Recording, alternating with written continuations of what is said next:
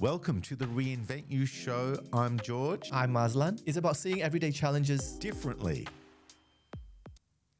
Good morning, everybody. I am Azlan. I've got my co-host here, George. Good morning, everybody. Welcome to 2026. We've got a brand new studio, a brand new layout, and a brand new way Keeps getting better. Yeah, it just keeps getting better and better. Today, I want to talk about something that a lot of us quietly think about but don't really talk out loud, and that is, what does it truly mean to reinvent yourself? Oh, I love that. Right? Now, why is it important? I think it's not about fixing yourself. It's more about noticing, the things that are changing within yourself and, the things that you've abandoned, the things that are waking up within you. And I feel like a lot of people at our age are starting to get to this point where, the old model just doesn't work anymore. And if you are the type of person who feels like, I cannot live this way anymore, or you feel like I need, I'm at this precipice of, I know something's changing, but I don't know what, then this episode is for you. There was an experiment where people are in a room, and like a social experiment, and everybody was given a question, and they answered, like all the actors answered it wrongly, and then the person who's in there followed them for the first 2 times. They answered the same thing. Like, they know it's wrong, clearly wrong, but they answered, to fit in. And I feel like for me, the social pressure of wanting to fit in is a big one, right? And then it comes to, I guess where I'm leading with this is the identity component of reinventing yourself. Yeah. Why do you think, what triggers that? It happens a lot at people our age. Like, what do you think triggers this, hey, you know what? I want to reinvent myself. Like, something's not working. Like, what is it usually? Is it money? Is it what? In your years of experience, where do you think that comes from? Yeah. You have to know what you're reinventing, right? So if you're reinventing anything about the way you feel, like, we're always in a default position. So let's be clear about this. We're always habitually being something that feels natural. And we wake up in the morning and we're compelled to brush our teeth a certain way, talk a certain way, interpret what's going on the same way, feel very specific things about the same things every day, right? But it's not normal to live every day the same. Because you start to get restless, you start to get bored, right? So even if you've got an okay life, and you should be grateful, because I hear a lot of people guilting themselves. Oh, I've got nothing to complain about. I make enough money. I'm in a good house. I've got a good family, blah, blah, blah. And also, no one's life is perfect anyway. So what? I've got nothing to complain about. Yeah. It's like, well, yeah, but boredom is a legitimate emotion and restlessness, right?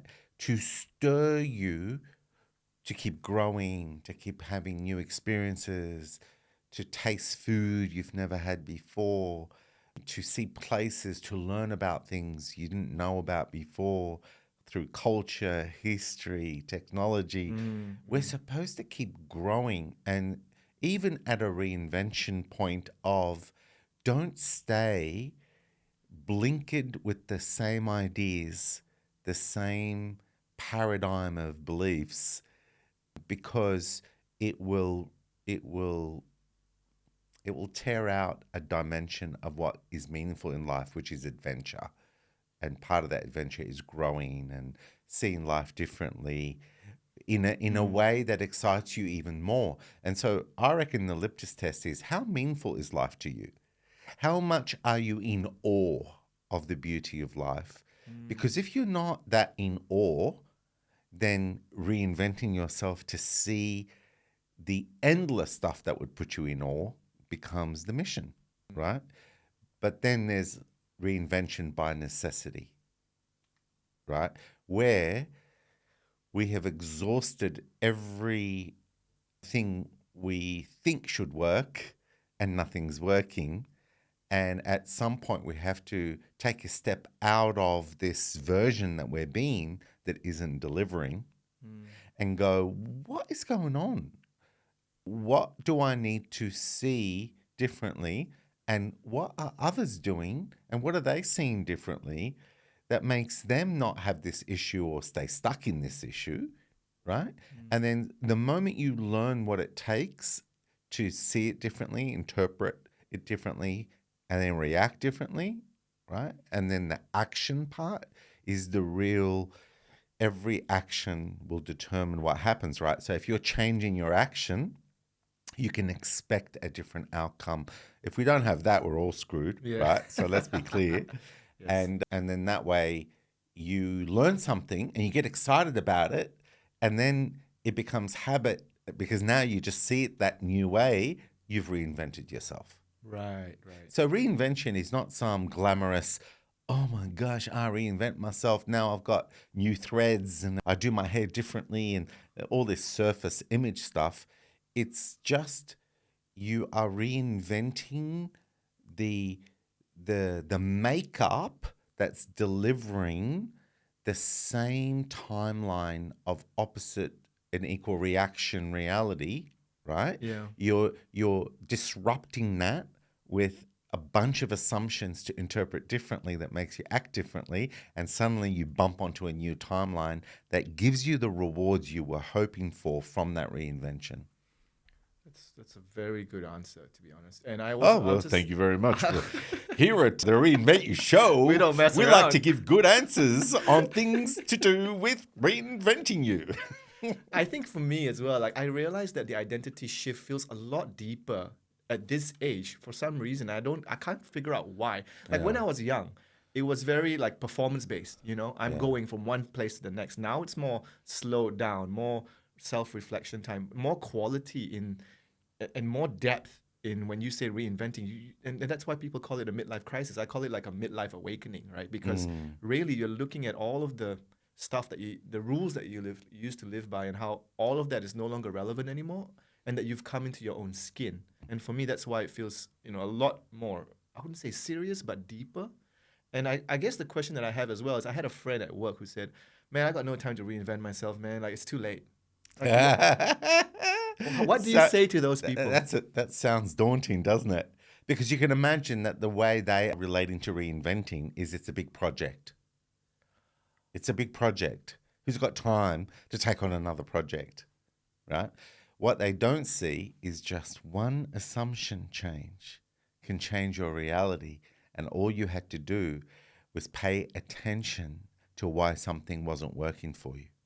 And so the question to this person is not reinventing yourself without purpose.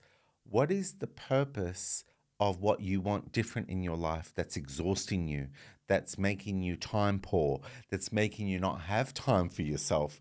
Reinvent yourself to have more time for yourself. Yeah, it's almost you got to slow.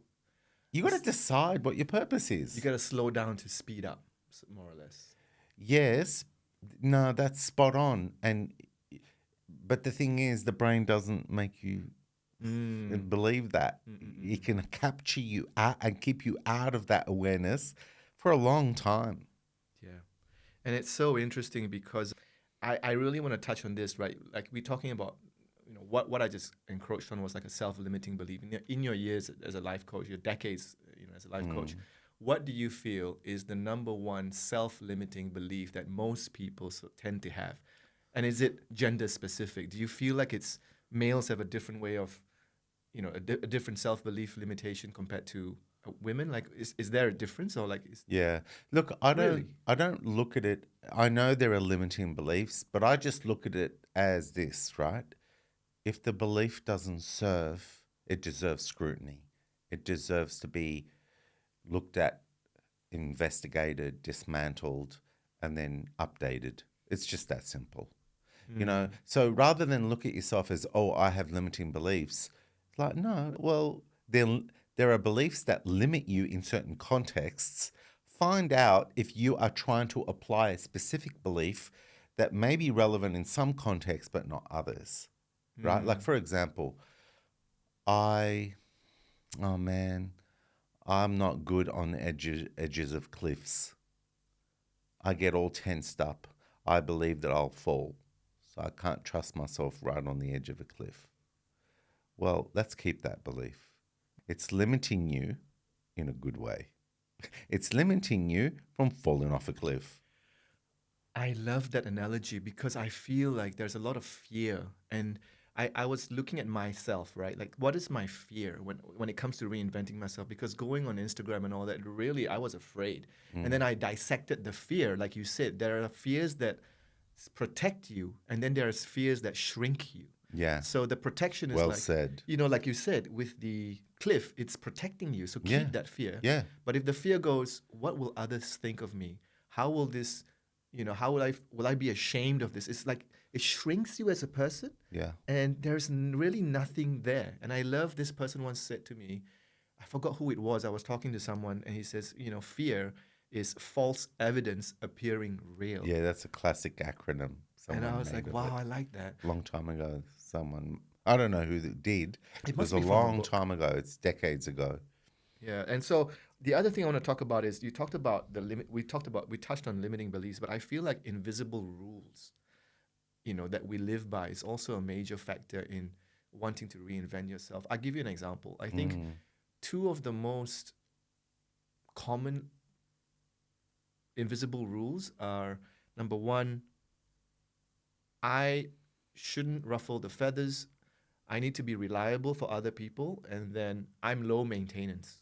Like live life like that. And then what tends to happen is people build lives for other people, around other people, and not for themselves. And the second one is don't ruffle any feathers, even if it's not serving you. Stick with what's stable and comfortable. And then what happens is the same thing, right? They start to just build lives that are not optimized for them. And I was told as very young, don't ask for more. Don't, and I'm wondering why, And so these rules make me feel like, I guess the question is, do you see any value in somebody questioning, do I have invisible rules that I live by? And I mean, is that a worthwhile exercise? Or I think I know the answer to my own question. Yeah, you usually would. I swear, when you sit with a question long enough, the answer starts to emerge as you genuinely talk through your concerns out loud. So don't be surprised with a lot of these questions. If I just stay quiet long enough, you'll start to join dots that you weren't before, simply because you gave yourself the space to care, to want to understand, but from a place of being relaxed, not from a place of tension, because that polarizes your brain and removes the centered observer position that allows you to not be plagued by the blind spots created from that tension and that polarized way you're going to process data, right? So, yeah, don't be surprised if that happens. That would happen a lot. Yeah, and then someone asked me, he said, Azlan, I don't want to be a rebel. I just want to, and I went, when does questioning expectations shift from rebellion to self-respect? The question of people don't want to question it because they feel like, oh, I'm just being difficult. I'm being a rebel, and I was told never to toe the line. Yeah. And then they don't question themselves. And so I guess the question is, yeah, I mean, where does it move? Like, how do you differentiate between rebellion and self-respect? Well, you have to study the terrain. If you don't understand the landscape of where you're in, you will not know the rebel component that's relevant, that you should keep, and where your rebellious nature has lacked value. And you see, once we're in the habit of reacting, we can misfire all the time, right? Like, for example, right? You're raised to have manners and please people because it's a beautiful thing to be kind, generous, to share, to go out of your way, to be great for people, right? So off you go, and you start to get the dopamine hits from being kind to people. And then they sing your praises and everything is great, yeah? Now your identity is starting to be formed that you please people. And the moment it shifts from function to identity, now you are firing it even when it makes no sense. In other words, you don't know how to say no anymore. You're not allowed to have your own life.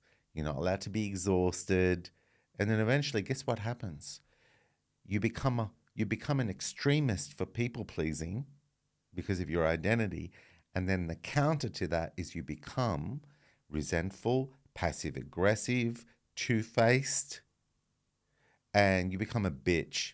Okay? So let's be really clear. It's not the belief to please people that's the problem. It's shifting these beliefs into our identity where we fire them in all contexts, making us extreme, not in the context that keep the sustainability of how we're being in check to be represented. Right, right. That explains a lot because, yeah, I mean, for me as well, when I was going through this reinvention, and this happens a lot because I self-reflect quite a bit. Mm. I feel like self-respect is, I used to come from a point where I would say, I'll show you, you don't control me. And then I'll go into this bad boy mode of just trying to fight this person. Mm. And then as I grew older, I realized, hold on,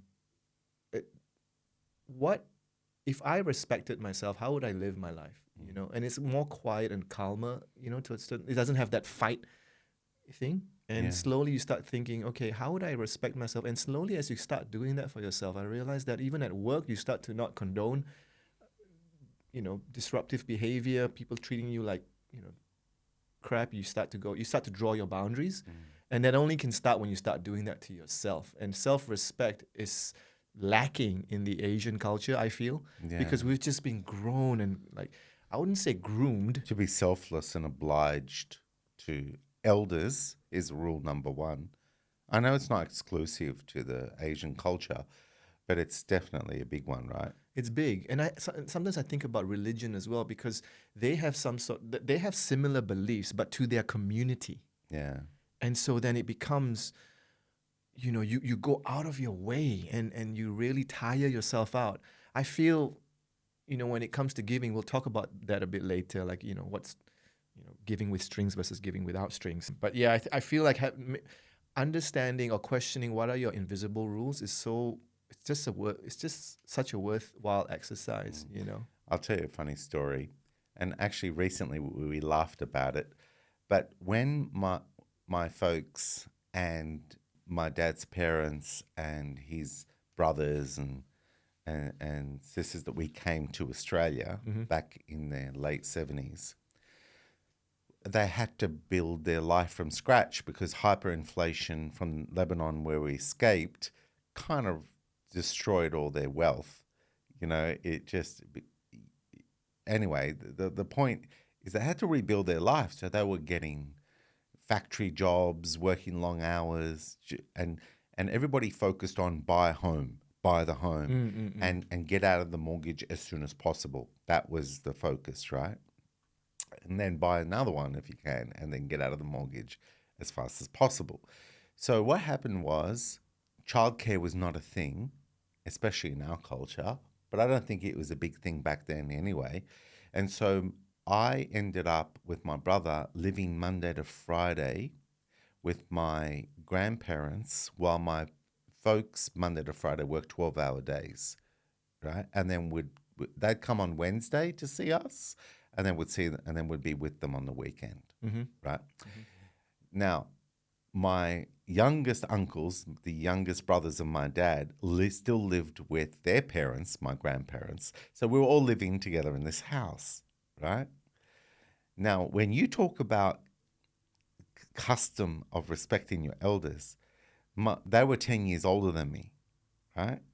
So when I'm 15, they're 25, the youngest one, and the other one's a few years older.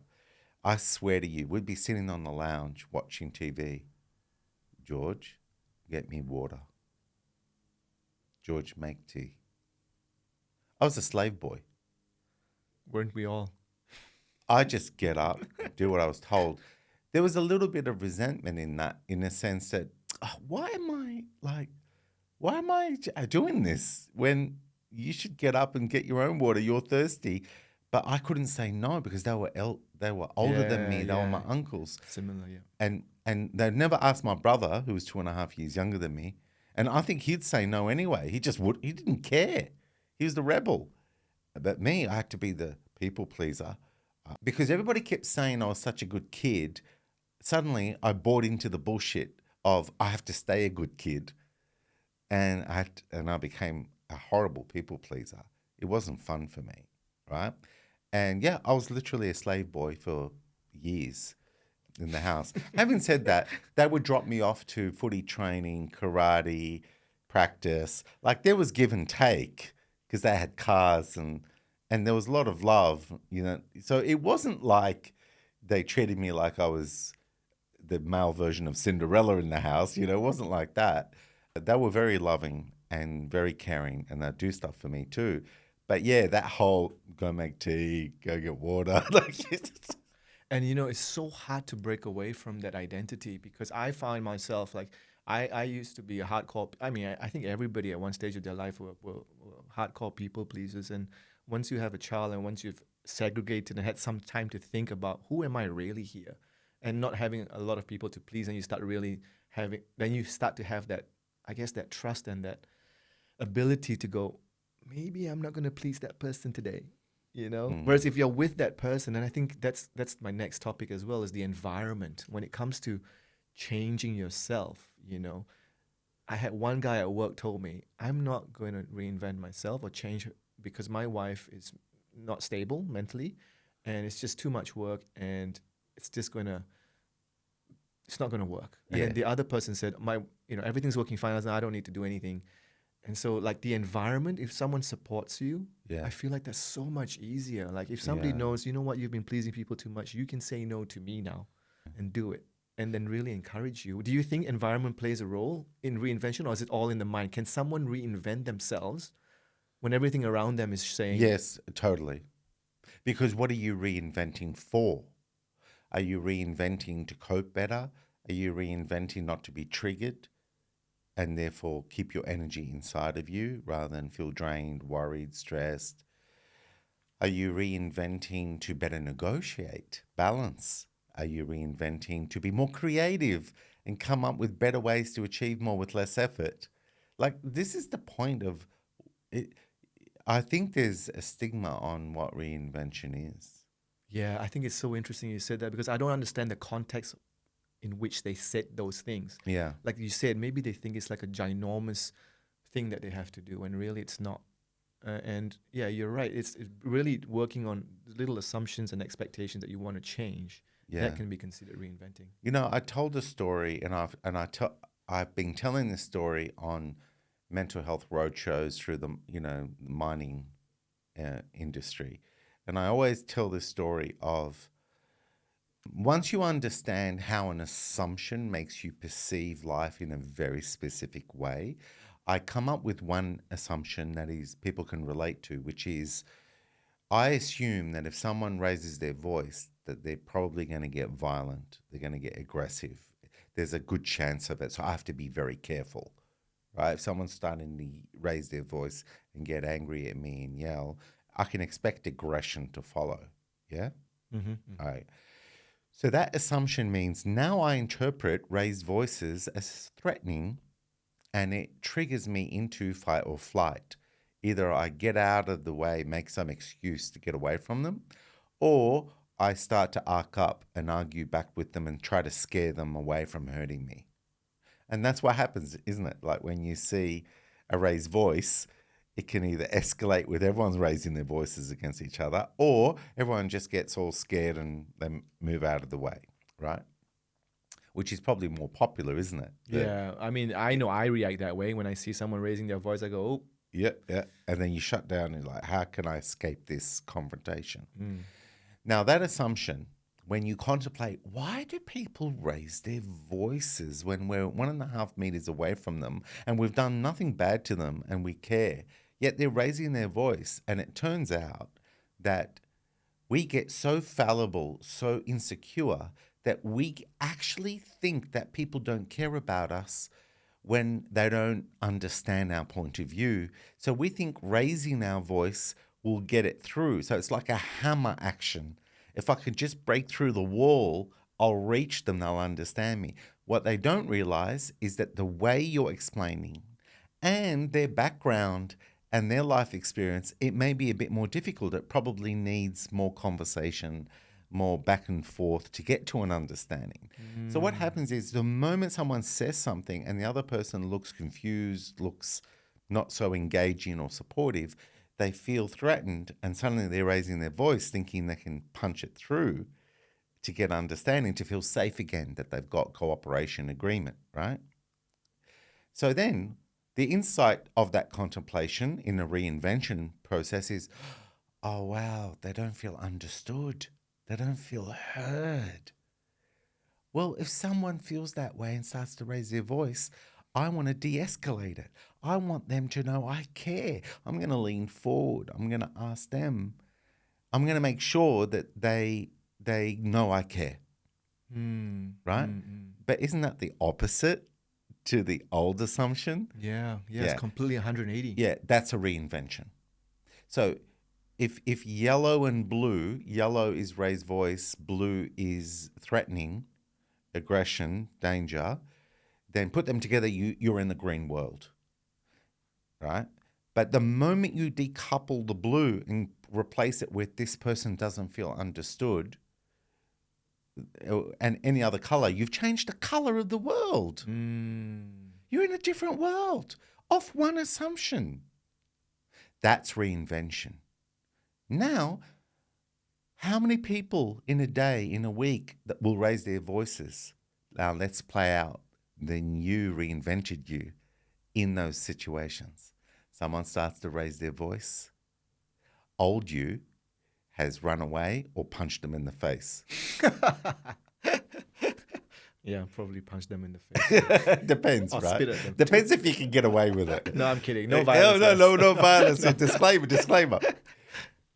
The new version of you goes, oh, this is an opportunity to really be of service to someone who's not feeling secure, not feeling understood. So you lean in, you express your undivided attention to them. Like, you have my undivided attention. I want to be there for you. You're raising your voice because you obviously don't think I'm listening, or we haven't been listening. Well, guess what? I'm listening. I really want to understand what's going on. We know on the receiving end of that, Azlan, that we would love that. We would love someone to care, Yeah. to give a shit, you know? And so what happens is they go, well, and then off they go explaining, and then you keep listening, and then you keep going, oh, so you mean this, and you mean, and before you know it, they're so grateful. And then they realize that they were raising their voice and you held space and believed in them. And what does that do to the connection? It deepens it.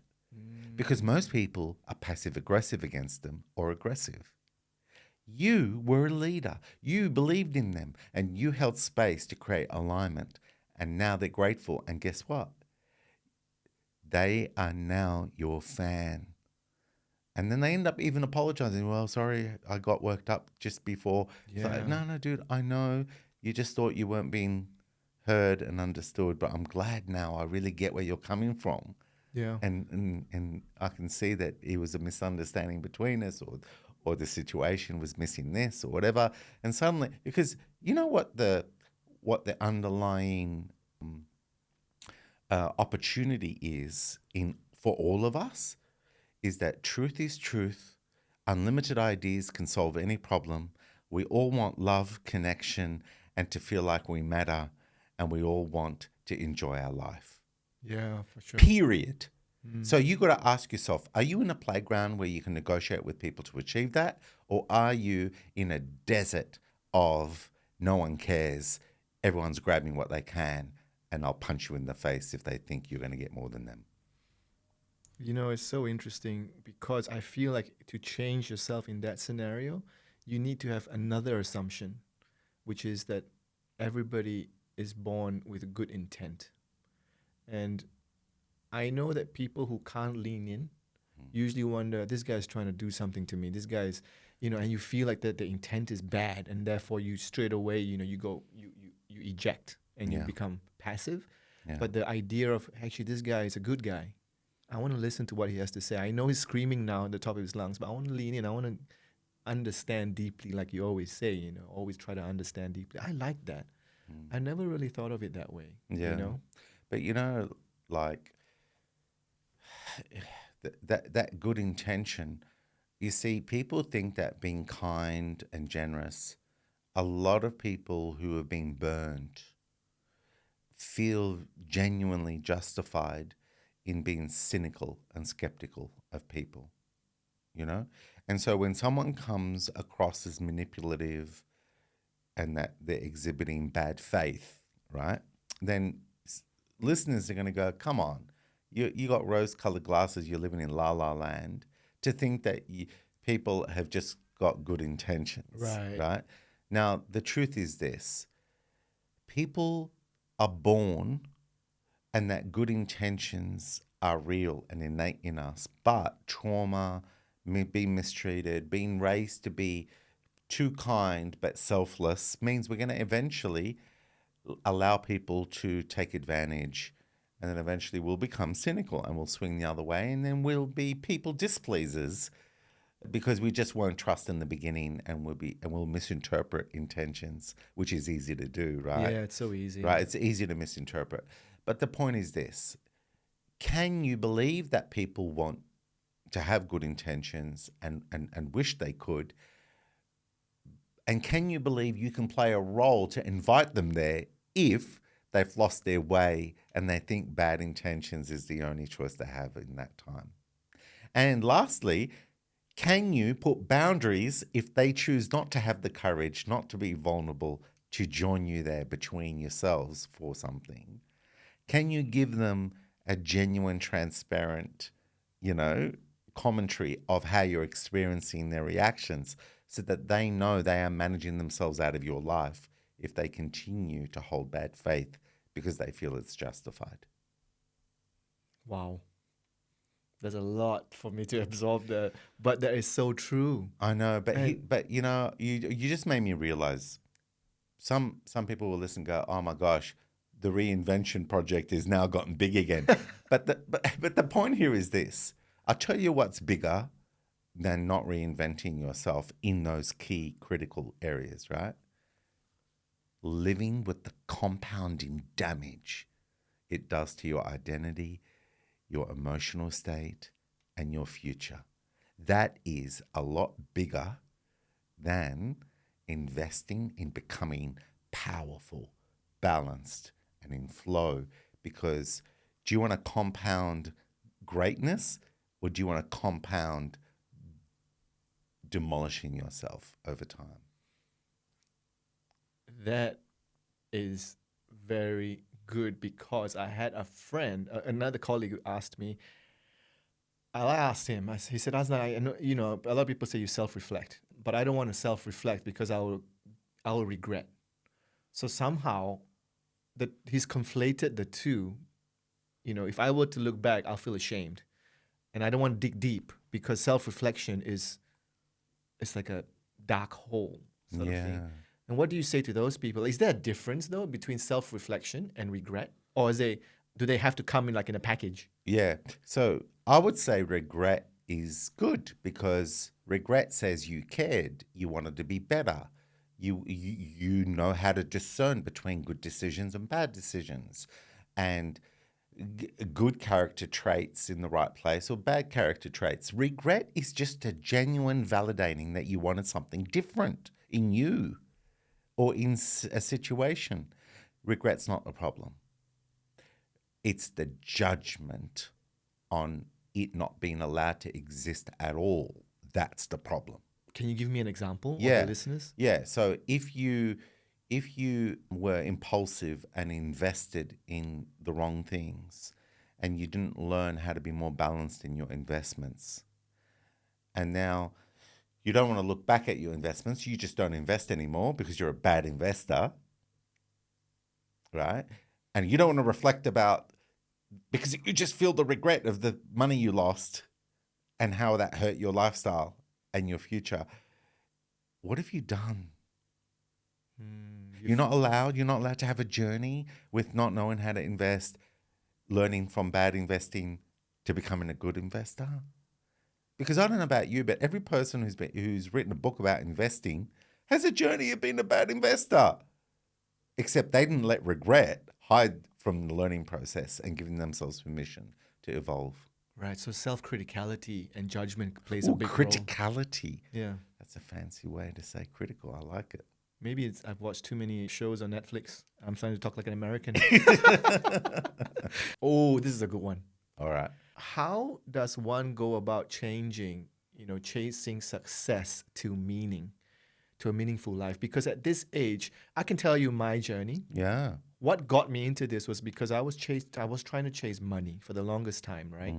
And when that changed, oh my goodness, did I have an identity crisis where I had to meet you. That's where we met. And you reframed my thinking from success and status, which was what I was raised to believe, that was the way to go, to meaning and values and living your values every day. So how does one go about changing that? I think, does it need to change? Because I just feel like we're so much, we're just, when we're chasing the money bit, it doesn't feel meaningful. Like there's no meaning to the juice. It's all about the cash flow, Yeah. And when you live with meaning, I'm finding a lot more joy in doing that. Yeah. It's like fuel to a car. Money is fuel in the car. You still have to have a reason to drive, where to drive, It's fuel. And remember, money is just frozen energy. Money is frozen energy. So if I cook you a meal in a restaurant and I pay my waiting staff to bring it to you and the chef to make sure it's delicious and to your liking, and I then you come to me at the end and go, you know what? Where's your bill? I love it. Shut up and take my money. It's frozen energy because I just expended a lot of energy with great ideas of what to cook, great ideas of how to bring it to you and ask what else you'd like with it, right? So there's ideas packaged in the energy delivery, and the energy of the food itself is also, right? Purchased and has a cost from other people raising from energy, all energy transference. So I bring you this energy and you get energized by the service, by the flavor, by the nutrition, right? And then you give me a receipt that says, I expended energy somewhere else and I was given frozen energy in this $100 note. But now with inflation, it's freaking $300 note, $300. And you give it to me. You gave me frozen energy and I get to thaw it out with some other service or product that other people have put energy in.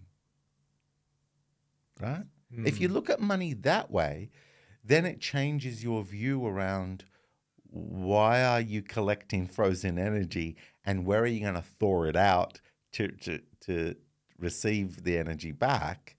And now you live in the world of, well, then what is the value exchange that I actually care about, want, and will enjoy life with? That's a very interesting way of looking at money. I've never really had anyone explain it to me that way before. It's a receipt for energy expended so that you can cash it in. Every day you work, you're putting a lot of energy, a lot of attention, you're creating a lot of value, and they're getting all that energy, aren't they? Yeah. And then they give you the receipts that you've delivered, and you go off and go, what energy am I going to receive from others at a restaurant? Yeah. It's so funny because now I'm thinking about work. And, when you talk about reinventing yourself, I'm so used to chasing validation and not really looking at, what's in it for me. It's really, what will this person say? And that has driven me for a long time. Background, I was suspended at school and, teachers would walk past me and say, stupid move. Just like that. I don't even know the teacher. And then now I'm going like, okay, that experience really made me focus on chasing validation for the longest time. And I remember being afraid of, if I don't chase validation, what am I? What am I doing this for? Like, it is so interesting that a person can ask that question, but it's real. It's a real thing. And I was afraid of stopping that. I mean, to a certain extent, I still do that. I mean, delivery in project management is still very much, good job, well done. And you're like a dog, with a bone going, am I going to get my treat now? And then, that had to just completely change the way I worked. And I was like, what happens? We talked about what ifs. What if I stopped chasing validation? What would that look like? And I think a lot of people are afraid to make that leap because they think it's a substantial leap. Yeah, but to be fair, you did a lot of work on validating yourself. You see, if you don't validate yourself, then you'll chase it anywhere you can get it. The inner validation is very powerful because the truth lives there. You see, validation isn't permission from someone else that you matter. I reckon there are two parts to this. There's the validation through feedback that you're putting effort in being of value to others, and they need to let you know whether that was, and that's commerce. That's a value exchange, and we need that feedback, right? But anything in that exchange that stops you functioning in the way of being energized and waking up in the morning knowing that you're going to create a good day and that whatever bad stuff happens, you'll flow with it, roll with it, and grow from it and reinvent wherever you need to. Anything that disrupts that, you need your inner validation so that it never ever gets in the way of your own personal agency, your own inner self-motivation, self-acceptance, solidness, inner security that you know you belong. So for our listeners who don't understand what inner validation means, what are you referring to? Are you referring to self-respect, like I matter? I know I matter even in my mistakes. I know I matter even when I fail, because something in me gives me permission to learn from failure, mistakes, and it never ends. It's a process. I live like a river in a process, and whoever I am, that never ends, and I get to keep retrying, learning from my retrying. That is a gift. It's not a, all right, you've got one serve on the tennis court. Good luck. You've only got one chance. Good luck. If you fail, it's over, man. Forget about it. We're going to put you in a special place away from society. That would be very disturbing, It's a river of try again, learn from it. Try again, learn from it. That your inner validation must understand, why are you in the river of endless chances to have a go, learn from what you got out of that go, and what else you can tweak in your reinventions to go at it differently, and watch life change for you. That's beautiful. You need that inner validation to enjoy that. And what you'll notice, people who built empires lived in that zone. That's why they didn't care. They pounded the pavement. They opened doors. They talked to people. It goes back to Walt Disney. 104 banks told him, no, we will not be investing in your Disneyland. And people go, how did you stay the course of 140 failures? And he said, oh, I didn't see it as failure. I saw it as free advice. Smart. He got free advice from banks and evolved his business model until he got to a point where, oh, wow, this thing's tangible. The numbers are there. The market research is there. Yeah, I've listed a question here and I don't think it's relevant anymore. The question was, for those people who feel afraid to make the first step to reinventing themselves, what would you say to them? But then I think that's still relevant. Because now we've reframed what reinvention means. It's not necessarily a big thing. It could be as simple as just changing one assumption. So then where is that? Why would there be a fear of changing that assumption? Like, is there any fear? Oh, of course there is. There is, because when you're in a version that you think is you, reinventing is a threat. To your identity. Yeah, it's a threat. And it's sad to think that you are any one version of assumptions, because you are greater than the assumptions you've been raised to connect to and live through. You know, like you see a world and you think it's absolute, right? But it's not. It's very malleable. Same with identity. I used to think that identity was absolute, that I had to have one identity and that I couldn't change my assumptions because that would threaten my identity of being this good, nice guy. And therefore I couldn't make edgy jokes because I just didn't feel comfortable doing that because I would have rocked my core identity. Yeah. So you're right. I think so what would you say to someone who's afraid of taking that first leap? I'd say there's a good chance that barriers have been built in you to prevent you from caring about and daring that you can have more than what you have, because you don't want your hopes dashed anymore. You don't want to overwhelm yourself with trying to change things and then getting blowback and feeling worse off for trying. And that world can trap you into a reality bubble that doesn't serve your heart and make life meaningful to you. So you have to at some point say, am I okay with living the rest of my life just cruising, reacting to what's in front of me, and whatever happens, happens? And that's your right, as with your free will, that's your right. But there is a trap of denial and numbness to protect you from hurt. You with me? And that is the hardest thing to break, because your brain won't even let you notice that you're not happy anymore. You know, you're not allowed, because if you let your heart say, I want more adventure, I want life to be more meaningful, I want a more deeper connection, I want more respect, the brain goes, gosh, not you again. If we get demanding with the people around us, they're not going to be nice. They're not going to be kind, and we're going to end up in fights. Just lay low. Just do the best you can. And to be honest with you, I feel for people in those predicaments, because I wasn't in their shoes to know how much it hurt when they tried to invite people to treat them differently.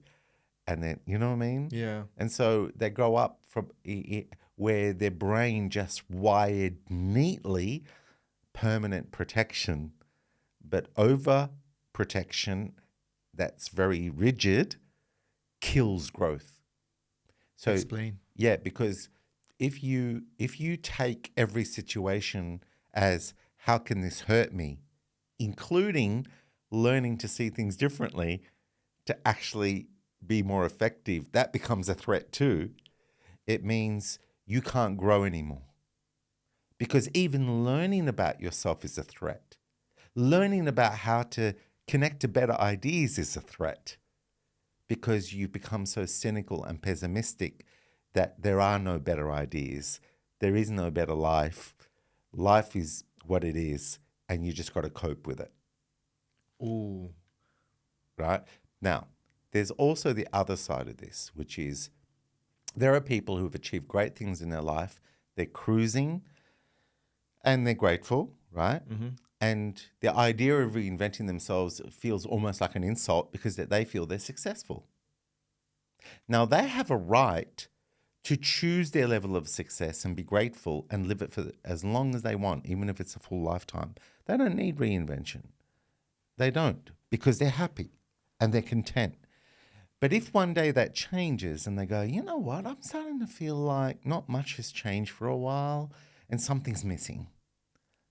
That feeling of something's not right, that's missing, it's a little thing, then suddenly what we're talking about becomes relevant for them. But it might not be relevant to them for 10, 20 years or a lifetime. And that doesn't matter. And even then, maybe life will throw them and back them to a corner with a bunch of perfect storms, and they will instinctively reinvent themselves because they had to. That's fine. They did what they had to do when they had to do it. You see what I Yeah, mean? I see what you're saying. When we talk about the reinventing, we're talking about how do you consciously, proactively start to fine tune your barometer, tune in to where you're plateauing or where things are looping and you're not able to get to the next level towards a grand vision that you're daring to have, then suddenly this becomes relevant, or everything we talk about, because you want to be on the front foot of challenging any aspect of you that's in the way, glass ceilings that are blocking you from the next level. But those that are just happy with their glass ceilings, it's no big deal, then reinvention is not for them. My brain is exploding with questions right now because there's so many factors there. You talked about coping, you talked about glass ceilings. And how does one go about identifying what their glass ceiling is? And I did this weird test with ChatGPT and I just talked to it for about 10 minutes, just explaining. And then I said, what are my limiting assumptions here? List down 10 assumptions here. Not even limiting, just say, what are my 10 assumptions? And then when it lists down the 10 assumptions, you're like, oh my gosh, Yeah. I didn't know that I thought there was not enough in the world because I've always thought of myself as abundant, you know, and suddenly now, what, really? Yeah. And then he says, your patterns based on what you've been saying. So that's one way I do it. Is there any other way? Were you insulted? Did you want to punch out? I did. I feel like I want to delete, but you know what I did? I upgraded my ChatGPT account. We're not sponsored by ChatGPT yet. So let me get this straight, Azlan. You asked it to show you your dirty laundry, and then you got offended. Yeah, I did. I was like, what? How dare you? No, but look, we're this is fun, isn't it? Yeah. The idea that we've got assumptions that are not good and that we have to change. You see, that's where the shame comes from. When you're not allowed to have any weakness, you're not allowed to believe anything that could be wrong. That's a lot of pressure to put on yourself. And then I remember that I talked about this a lot. I avoided the biggest dreams in my life for 20 years. I wanted to write a lot of music, produce a lot of music. I wanted to direct film. I wanted to do lots of amazing things in my life, and I avoided pursuing them. Why? Because I really, really didn't believe that I would succeed and that there was something in me that was destined for that. I was scared that I would fail. Now, I didn't know I was avoiding it. I lived it as I'm being responsible, only doing the things that really I can. And so I didn't live that I was running away from my dreams and developing myself. I lived it as a responsible person. But I was irresponsible to the essence of me, to look back at the end of my life and say, damn, I sucked the narrow out of life. I just loved life. And wherever my interest took me, I went all in and then pulled out the wisdom and the adventure out of it until my interest went elsewhere, and then I did it again there. I want that. I want to look back in that with that attitude, you know? I like that. It's almost like saying, if my life was going to be successful, what would that look like? And then from there, you challenge the assumptions that are not getting you there. That's another way of identifying. Stephen Covey, 7 Habits of Highly Effective People, great book. One of the first I read when I was 19. And think with the end in mind. He lays out this picture that you're at your own funeral and you're listening to the eulogy spoken about you. And you need to first go, well, what would they say about me, the way I'm living my life now? And what do I want them to say about me? And am I going to commit to being that person and living that life? That's powerful. That's powerful. And I want to address the coping question that I had as well, right? When you are reinventing yourself, sometimes it feels really shaky. How does one go about coping with that? It almost feels uncomfortable. Yeah. Like, what am I doing? Like, am I even doing this right? Without how does one go about coping? For me, thankfully, I've got, well, now we've got AI and I've got you to talk to, but it does really feel weird. It feels like your identity is, and you don't know if you're going the right way. So like, what would be a good way to measure yourself against your North Star without feeling you're going the wrong way? By caring about your pain. So you'll notice a lot of our conversations in the past is I always say your emotions matter. So if you're feeling uncomfortable and you feel like you're a bit shaky, that's because your brain thinks you should be shaky. So rather than fight your brain, understand it. You're shaky. Why? Don't judge. Don't go to your brain. Stop being shaky. Why are you being shaky? You're being dumb. You're holding me from my dreams. You know what your brain's going to do? It's going to go, oh, you idiot. Release more shaky chemicals. He's getting a bit cocky. We need to pull his head in now. Basically, your subconscious will think you're being dumb and reckless and it will pull you in. But if you go, you know what? I'm feeling shaky now because you've triggered that in me. So I want to understand why I should be shaky right now. Well, I'll give you a list. And it will give you a list. It'll just make it worse. Then it will give you a list. Then it's up to you to take that list of why you should be shaky and shake it down further. And what you will find is 99.9% of the time, roughly speaking, it will not be legitimate. And by you finding that out with proper discovery, you earn the trust of the brain, and the brain wants to update itself with you. That's different to lecturing yourself. So you can imagine a lot of people, right? Mm-hmm. First, they'll deny that they're not happy. Then when things get too bad and they're confronted, they turn on themselves and they're driving and going, I'm an idiot. Oh, I do that a lot. What's wrong with me? Yeah. Why was I like that? Well, it's because you neglected yourself for so long. You're on an extreme. It's like there's nothing wrong. Everything's good. My life is fine. Next minute, oh my gosh, I'm an idiot. What's wrong with me? Nothing's, everything I do is shit.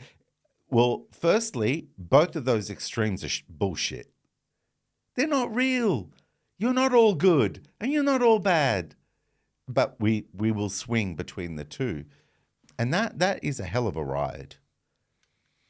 Especially if someone who's not used to, it is difficult for me as well. When I talked about reinventing myself, it was for me, I saw it as a big step. Mm. And, there's some questions that I have which are no longer relevant, which is,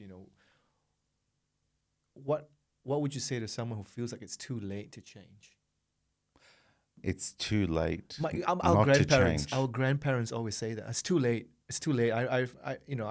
I've done this for 70 years. It's too late now. I don't try to change me. I don't want to change.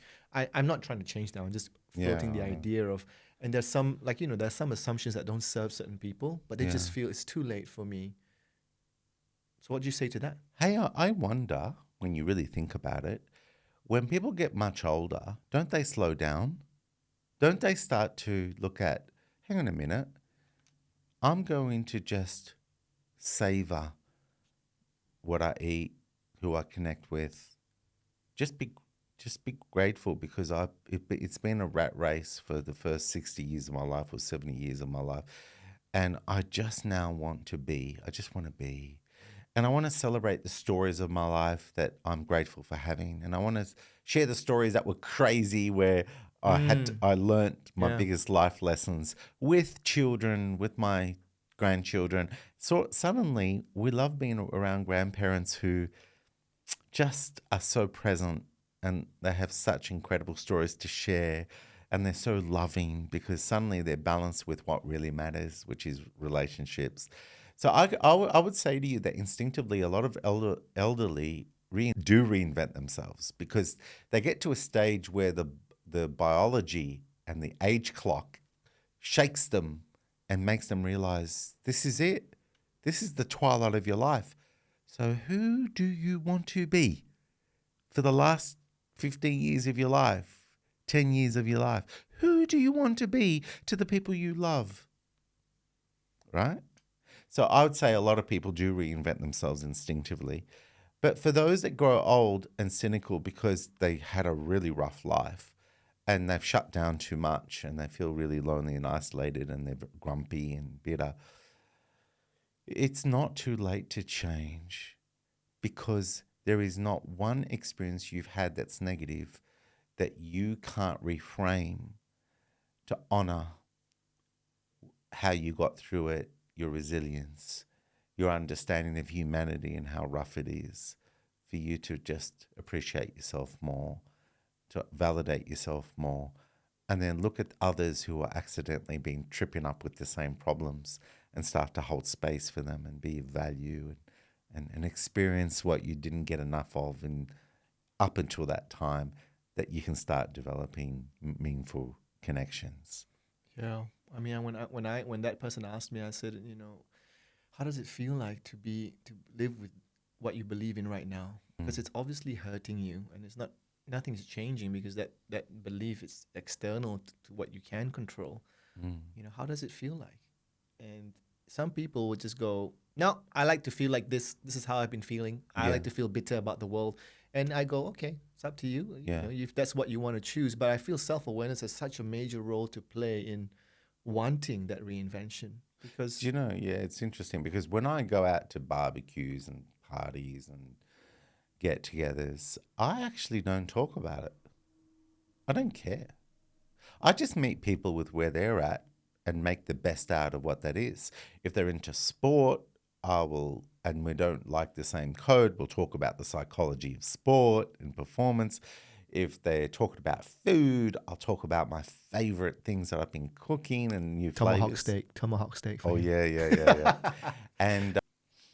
And if they are talking about layoffs at work and the anxiety of it, I'll go there around work culture and how to deal with those situations in a dignified, respectful way, and not overburdening yourself with being responsible for the people who have to find jobs elsewhere. Like, it doesn't matter what the topics are. I live in the value exchange of what it is between me and that person. Very rare, like probably 1 in 50, is they're fascinated by transformation and change and will go there. I don't care about what the you see, I will watch someone defend their identity and their limitations, but show not 1 ounce of interest, curiosity to challenge any of it. And I am genuinely content with them keeping that identity and version and timeline, not because I'm cruel or I don't care, but because they're allowed to have their own free will. They're allowed to have denial. They're allowed to decide later that they want to change, or never at all. It's not my responsibility. I just enjoy what common things we have and to exchange there. Are you hearing me, Azlan? I am hearing you. Get off your high horse thinking you're going to save people. No, but sometimes it makes but sometimes. Okay, I know I'm trying to defend my position, but sometimes I just look at someone and I go, wow, this belief of yours doesn't serve you at all. I can tell from your bitterness. But you've got beliefs and I've got beliefs right now that don't serve us. So what's your point? Yeah, true. What's your point? Why am I trying to dabble in other people's business when I got my own stuff to do? We got enough on our own plate, You're right. reinventing ourselves. And you know what's more beautiful than seeing that someone else could change and you could help them change, is them watching you challenge yourself and changing and sharing what happened through the breakthrough from a place of genuine excitement. Let them witness your transformations so that they start to think, I wonder whether I'm due for a transformation or not. And they might do something with it. But it won't be because someone decided that they're due for it or not.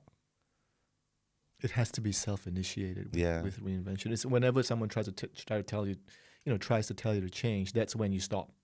Why do I? No. that rebel comes out. But you're right, it is self-initiated. And You know what else too? I think that we as people feel like we're supposed to have everything we need inside us. And so we almost feel resentful if someone else comes and makes our life better, because it's almost as if what was wrong with me not to make my life better. But the truth is this: they didn't make your life better. They just shared ideas that are not theirs, they're ours.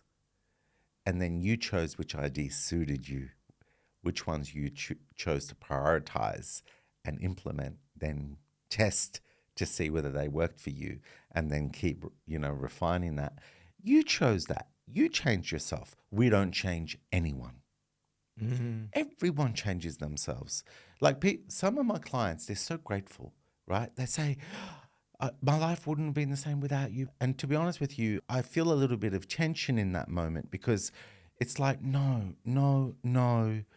You have to understand, I've understood other people in your situation to the same degree, and I held space and tailored the way to share that information with them in the same degree, and they didn't implement it. Your curiosity, your courage did that. You owned it. You chose to change. You changed. It's all in you. I just said enough stuff to spark the inner knowing. And sometimes I don't succeed. I try to be creative. I try to be intuitive, to try to find creative ways, to reach someone, to spark the inner knowing. And sometimes I don't spark it enough into a tipping point of change. And sometimes they'll give me more chances to, and we get there. Sometimes they don't give me more chances and we don't get there. Confessions of a failed life coach. Well, actually, you talked about experimenting and testing. Do you think it is helpful to tell people around you that you're trying to change an assumption? So, for example, if you're comfortable with your failure process, yes. If you're not comfortable with your failure process, they'll trigger you. Because the moment they invite you to feel inadequate for failing in the first place, you said you're going to do that. Yeah, you're going to get defensive, pissed off, and that defeats the purpose, right? So you might as well just keep it under the hood until the first reinvention is being comfortable with reinventing yourself in your own time and being content with who you already are before you reinvent yourself. You are so right with that. Thank God I asked that question, because I thought it would be a good thing to tell that person, hey, you know what, I'm trying to change this assumption, from being angry and trying to lean in. And then let's just say I'm an angry person, which I'm not. But let's just say I am. And then when I become angry, the first thing a person is going to say is, hey, I thought you said you're not going to be angry anymore. And then it becomes... Yeah. And then it's almost like you said, it's like evidence that you're failing. And it hits you harder than if you were to be quiet about it. Can we role play that? Let's role play that. You be that person and I'll be you. Hit me with what you just said. What do you mean? Do you want me to scold you? Yeah, scold me and say, I thought you said you weren't. Okay. Josh, I thought you said you're going to be less emotional, less angry. You want to lean in. You've done none of that. I did, and I know. Damn, it's hard. I got to keep working. I got to keep digging to what other layers have got me hooked into this freaking habit that I'm done with. I'm starting to get angry at myself just right there. You see what I mean? I see what you mean. So being comfortable with your failure. Yes. I like that. And you know what? It's attractive. Oh, really? If I do say so myself. It's attractive. Actually, you know why it's attractive? Because we all deserve to be given that space to be a work in progress. We all yearn for it. We all want to be surrounded by people who allow us to be somewhere that's good and bad, and to us bumble through trying to be less bad in areas that are finally overcooked with consequence. yes. We just want that. It's oxygen, isn't it? I know one person who does that, Mark Wallace, if you're watching.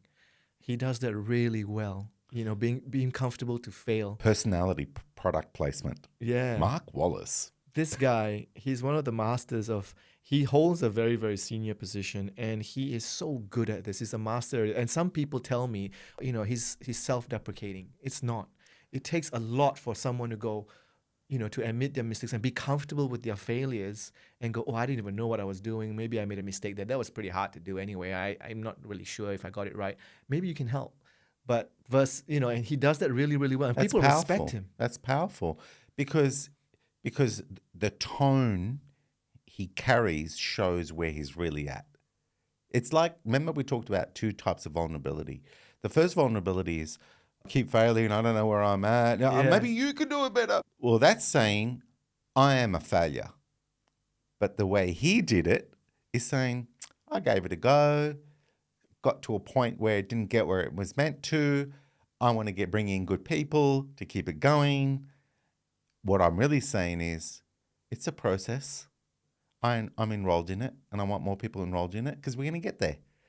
That vulnerability comes from a position of strength. People mistake that for weakness, or self-deprecation. Well, I would say the people who mistake it for weakness are the ones so hard on themselves, they don't even know how to discern the difference between allowing a process to success versus the static, I should have already been there. They don't have that discernment between the difference. So anyone who shares any kind of weakness in a process of I'm still failing is almost like a shameful declaration to them. There's no discernment. So if they were to reinvent themselves, they would reinvent themselves to appreciate and love discerning between static identity of perfection and the process of evolving. The work in progress thing that we always talk about, being a work in progress, being comfortable with being that. And if you notice that you're not very good at being a work in progress, then embrace being a work in progress at being a work in progress.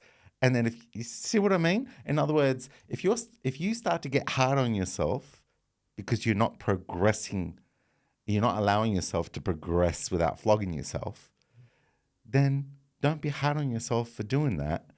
Start to learn why you've been tricked into making a work in progress as another perfectionistic position. That's such a tricky. It's a slippery slope. It is. It's a bloody wormhole. It doesn't end.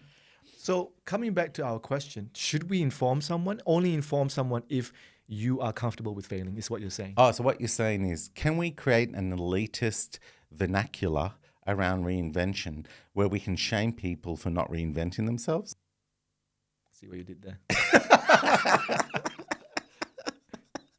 Okay. That's a very interesting. That's got me thinking now. Yeah. Now I think we've covered every single We scenario. could create a lot of satire out of that, though. I know. Couldn't we? I know. That's a good one. You really got me, man. I was like, it's like, damn it. It's like, Azlan, I think you need a couple of reinventions. You're a little bit off right now. You need a couple of reinventions. Sorry to break it to you. I think one thing that I really like, one takeaway that I got from this conversation. Oh, really, one takeaway. I mean, there's so many. Ah, shit But podcast. the couple of points that I got is, reinvention doesn't have to be a big thing. Reinvention doesn't have to be noisy. It can be quiet and calm. Reinvention is not. It's something. The reinvention is around. It's not so much changing your like external change that you said. It's more internal and really looking at what are assumptions, what's glass ceilings do I have, and that can be a really exciting and fun process. I love it, to find out what are my assumptions here, and then changing that and seeing how moldable you are. And the last one, obviously, is that it's never too late. You can always change, and it all depends if you want. I mean, all it comes down to is whether it serves you or not, right? Whether does this belief serve me or does it not? Yeah, and if exactly. I also think that the smallest changes, just like the example of raised voices, is an opportunity for connection, deepening connection, not a threat that I'm about to get destroyed. Like that little shift inside changes reality, creates fans out of what would be enemies. We can't understate the power of, there are many, many assumptions that make those kinds of changes profound, and so But I do come back to, if you can't miss what you haven't had. So if you don't know what that new version would be like, you can't miss it.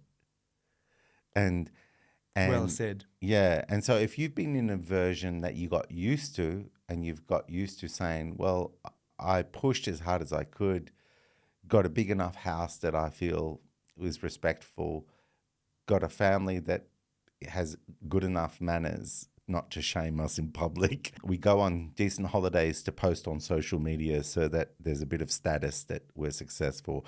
Uh, I'm ticking enough boxes to feel like I'm good enough, right? Then ask this question. When you are in a situation that you don't like, that you want different, how do you feel about it? And if you don't know what you're feeling about it, you're actually numbed. And not to be too self-critical about it as well once you feel Yeah. How do you feel about it? What you feel is important. If you don't know what you feel, your brain is shutting you off from feeling. And experience is the context of an environment plus your emotional engagement with it. That completes the experience. You cannot have an experience without emotion. So when you narrow the intensity of emotion down to almost nothing, where you're not even allowed to acknowledge what you're feeling, you cannot represent yourself properly anymore. Because if you don't like that feeling, then you can understand why you are tolerating it, or, and why it's there in the first place, and how that links to the way you are assuming and interpreting, and why therefore it doesn't change. You have a journey there. You have a journey, and you can learn about yourself and shift, right? But if you decide that that what you feel, you not knowing what you feel is good enough, it's fine, you don't care, then you're going to ride that as far as it will take you.